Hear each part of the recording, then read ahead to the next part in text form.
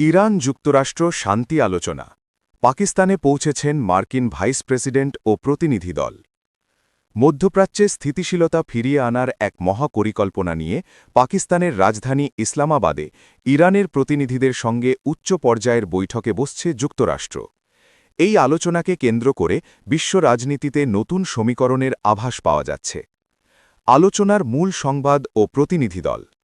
বার্তা সংস্থা রয়টার্স ও আল জাজিরার তথ্য মতে পাকিস্তান সরকারের উচ্চপদস্থ সূত্র নিশ্চিত করেছে যে এই শান্তি আলোচনায় অংশ নিতে ইতিমধ্যে ইসলামাবাদে পৌঁছেছেন মার্কিন প্রতিনিধিরা। নেতৃত্বে রয়েছেন মার্কিন ভাইস প্রেসিডেন্ট জে.ডি. ভ্যান্স।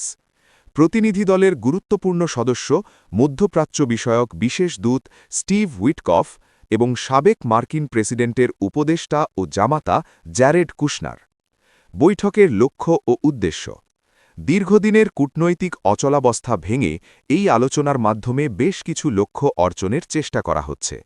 বৈরিতা নিরসন, মার্কিন ও ইরানের মধ্যকার দীর্ঘস্থায়ী উত্তেজনা কমিয়ে আনা, আঞ্চলিক স্থিতিশীলতা, মধ্যপ্রাচ্যে চলমান অস্থিরতা প্রশমিত করে শান্তি ফিরিয়ে আনা, কূটনৈতিক সমাধান, সামরিক বা অর্থনৈতিক চাপের বদলে আলোচনার মাধ্যমে সমস্যার সমাধান খোঁজা। প্রতিনিধিদের ভূমিকা। যুক্তরাষ্ট্র এই আলোচনার জন্য অত্যন্ত অভিজ্ঞ একটি দল পাঠিয়েছে।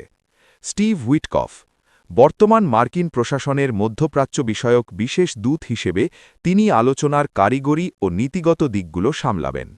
জ্যারেড কুশনার, এর আগে মধ্যপ্রাচ্য শান্তি প্রক্রিয়ায় অর্থাৎ আব্রাহাম অ্যাকর্ডসে বিশেষ ভূমিকা রাখায় তাকে এই গুরুত্বপূর্ণ মিশনের অংশ করা হয়েছে।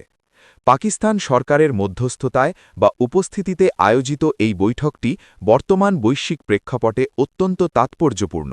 যদি এই আলোচনা সফল হয় তবে তা মধ্যপ্রাচ্যের রাজনীতিতে এক নতুন অধ্যায়ের সূচনা করবে।